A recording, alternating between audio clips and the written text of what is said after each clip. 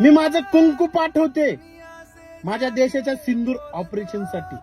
मित्रांनो, हे वाक्य आहेत अवघ्या 3 दिवसापूर्वी लग्न झालेल्या यामिनीताई पाटील यांचं. जळगाव जिल्ह्यातील पाचोरा या खेडेगावामध्ये भारतीय सैनिक मनोज पाटील आणि यामिनी पाटील यांचा विवाह होतो.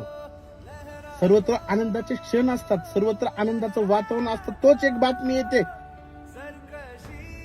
की भारतावर सध्या युद्धजन्य परिस्थिती निर्माण झाल्यामुळे मनोज पाटील यांना देश सेवेसाठी रुजू व्हावं लागतं. बिचारे मनोज पाटील कुठल्याही गोष्टीचा विचार न करता अगोदर देश आणि त्यानंतर माझं कुटुंब हा विचार करून देश सेवेसाठी रुजू होतात.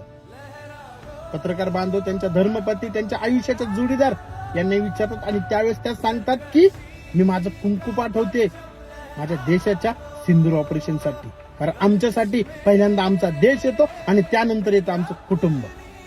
तर खरंच अभिमान वाटतो अशा कुटुंबाचा जे आपल्या आनंदाचे क्षण विसरून जातात फक्त आपल्या देश सेवेसाठी. अभिमान आहे मनोज पाटील, तुम्ही एक भारतीय असल्याचा, एक महाराष्ट्रीयन असल्याचा.